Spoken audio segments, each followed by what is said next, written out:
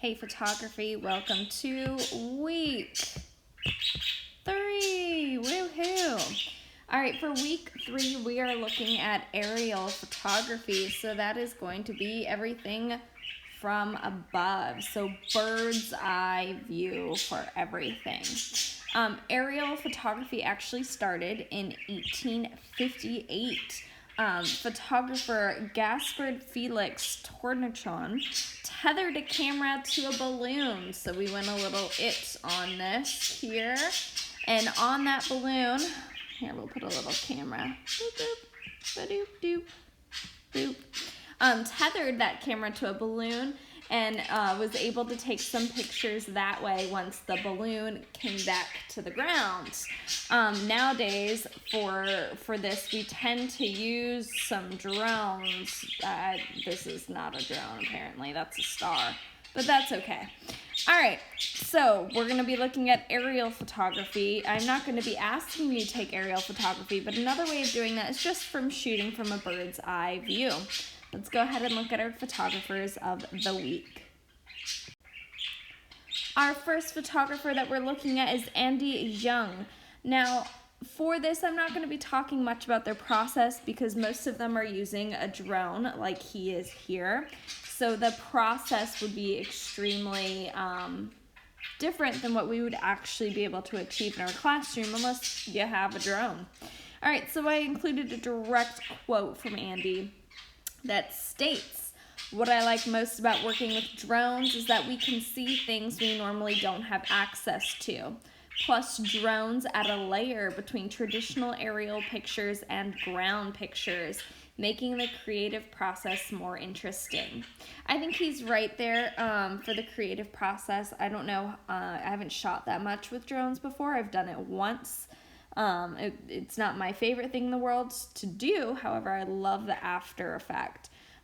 This is a wonderful photo of the city, and you see all these amazing high-rise buildings, and in the circle of them, this beautiful little plush area and a park.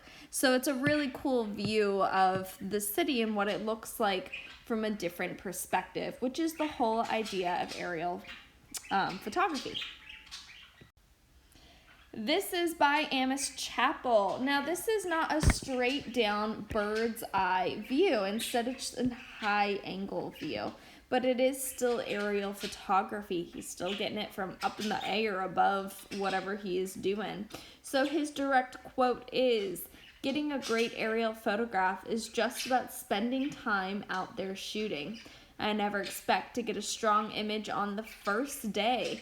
You have to feel the place out. Which angle is best, when the sun catches certain details, etc. Once you know the site inside out, it's a matter of waiting for a gift from the weather."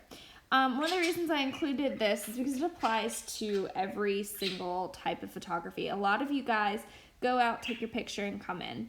And that's great for Instagram, not for actual photography. He really has a point of you're not going to get something on your first day or your first try. Now, there are some flukes and lucky things you fall into, but majority of the time, you need to actually investigate your angles. We talk about that a lot, or your lighting, how to get your details. So he brings up some really good points there. I actually believe I have another Amos Chappell photo on the next slide. I do. Here's a wonderful one. And I included this because we do have Earth Day this week, and I thought this was a really great photo for Earth Day. And so here's just another great example of Amos Chappell and how he uses aerial photography. And this would be our bird's eye view, unlike the one before. Bird's eye. Having too much fun writing on the screen, people. All right, we have Bo Lee, and this series is called SA from Above. SA standing for South Australia. And so his entire series shows Australia from above and mostly Southern Australia. And I included on the next slide a whole bunch of pictures because I love this series. This is my favorite aerial series that I have ever seen. So he does a whole series depicting how diverse their country is. And you can really be able to tell that from a drone. So you see a little bit of foresting area, you see the water, you see whatever that is, some really cool stuff there. And here is a direct quote. The raw beauty of nature, the spirit of adventure, and an insatiable drive to explore the horizons below beyond ordinary. That's literally the quote he has with the series, just so you know.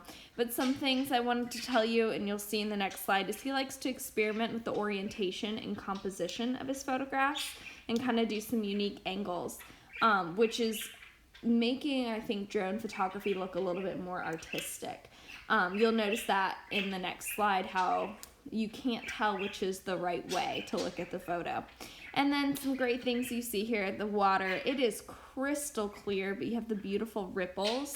He is creating texture there with his lighting. The colorful forest, there's lots of contrast, a rocky shore, some really, really great stuff here. All right, here are the pictures I promised from Bo Lee. This one right here is my favorite in the series. I just love the color and all the contrast in it.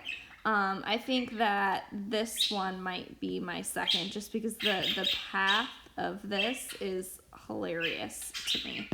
And then, I mean, I really like all these. I picked my favorites from the series. He has so many, if you look him up or if you look the series up, that are just absolutely beautiful. And again, these are all from South Australia. And look at these little footprints, birds. It's a little hard to tell. I think some of them are birds.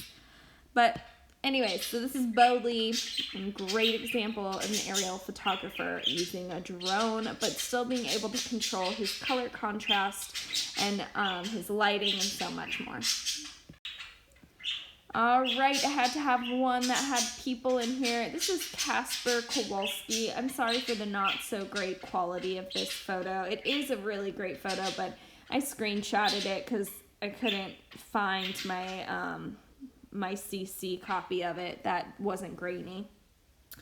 This is also a little bit of an older photo. He started doing I'll just read what I wrote. In 1996, he learned how to fly in a paraglider and started studying architecture. And I think that's what really started his interest in looking at things from above. By 2006, his passion for flying was stronger than architecture, and he was obsessed with flying. I could not focus on designing, so I thought to myself I could take aerial photo service for other architects. That is an actual photography job. It's called photo services, and for architects, you take it from above so they know what they can do with the land in the area below. So he flied and took pictures. Woohoo!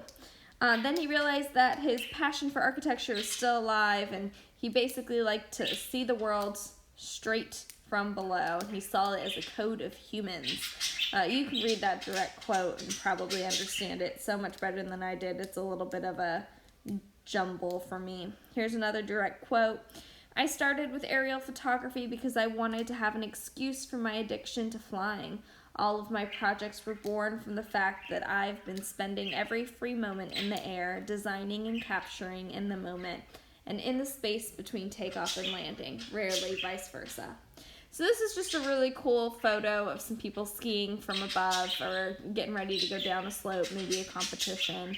Tons of contrast, the white on the people's really bright colored ski suits. So great example. Yeah. This is our last one for today. This is done by Zach Seckler. And just so you know, most aerial photography is going to be landscape scenes or cityscape scenes. So sometimes details, sometimes not. Here's what he said. The most challenging aspects of aerial photography depends on what you're photographing and what type of vehicle you're photographing it from. Shooting from a helicopter offers many benefits, but it doesn't allow you to get too low to the ground without creating a noticeable effect on the landscape itself, especially if you're over water or loose dirt. Shooting from a small plane allows you to get low to the ground, but it's more challenging to frame your shot as the plane is constantly moving. Photographing wildlife from the air can be very challenging. The most difficult part, like my most recent trip to South Africa, was actually finding the animals. From just a couple thousand feet up, the animals are difficult to spot. They blend right into the environment. So it is not always easy to do aerial photography, is what I'm getting here. So I'm not going to tell you what this photograph is, because last semester when I asked students what the photograph was of, I got so many different responses, and it was really fun to hear what you thought it was. So yep, this is our photos for the week. You need to pick a photograph to do your 3 sentences on and comment on someone else's. Have a great week.